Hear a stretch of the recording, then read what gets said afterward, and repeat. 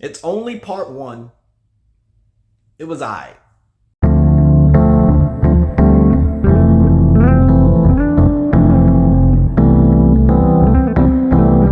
Hello, welcome to Just My Thoughts. I'm your host Khaleel Ward. On this episode, I'll be talking about Justice League Crisis on Infinite Earths Part 1. Like I said in the beginning, it's I. It's okay.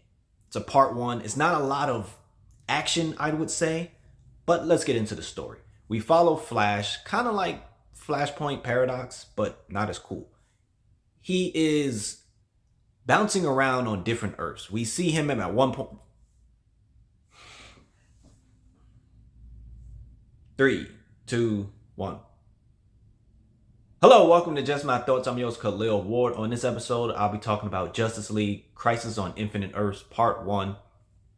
The movie is It's okay. It's a part 1. It's not a lot of action, I would say. It's more a lot of talking and understanding what's happening.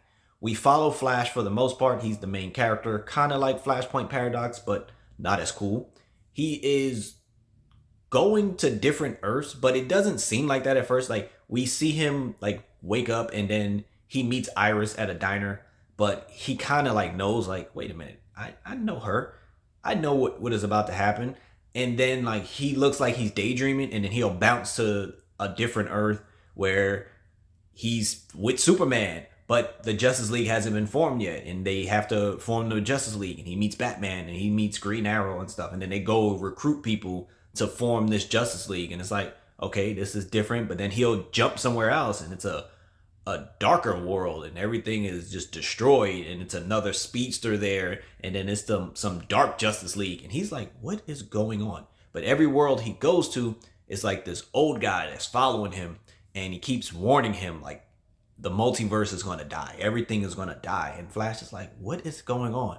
And there is a Lex Luthor in, of course, one of these Earths that's a bad guy, because it's Lex, of course. And that's like the little bit of action we get where they're like fighting some robot and stuff, and Lex is there. But for the most part, it's him trying to understand, why is he traveling all these different places. For the most part, it's just him going to all these different worlds, and we're trying to figure out, what is happening? When is the thing gonna happen? And he gets recruited by this person called the Monitor. And the Monitor is grabbing all these different heroes from different Earths, universes, and bringing them together on this ship, because it's this big... Honestly, it just looked like a big tidal wave. I don't even know if it has a regular name. It looks like a tidal wave, and it's a big tidal wave that's gonna destroy all of these planets and Earths and universes, and they need to stop it. So for me, that is the coolest part of the whole movie. Like, it's no fight scene, it's them meeting on the ship, all these different heroes. It reminds you of, like, just think Justice League Unlimited, but 20 times better. Like, all of these people on the ship, and it's superheroes meeting other superheroes that's the same hero. Yeah, I know. Like, a Superman meets another Superman, and I think Wonder Woman introduces them like, hey, Superman, this is Clark. You guys have a lot in common. Jokes like that. But for me, the coolest thing was, at one point in one of the sequences, he's with Bruce, and Bruce has a Dick who becomes, Robin or whatever. And Bruce is like, nah, I don't really want to take him in. That seems like a bad idea.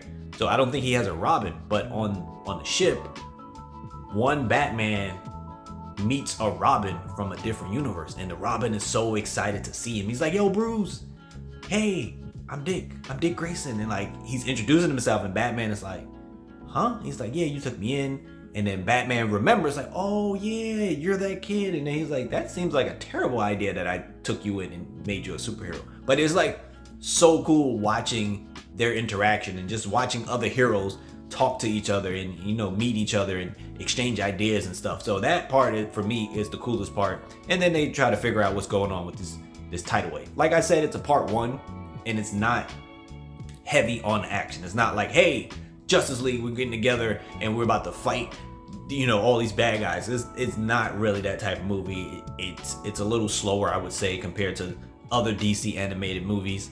But for a part 1, it's okay. I would say check it out. I'm looking forward to, part 2. It's supposed to be a 3-part series, So I hope the next one has a little bit more action for the members, but watching them meet on the ship was pretty cool. If you watched Justice League Crisis on Infinite Earths, let me know what you thought about it.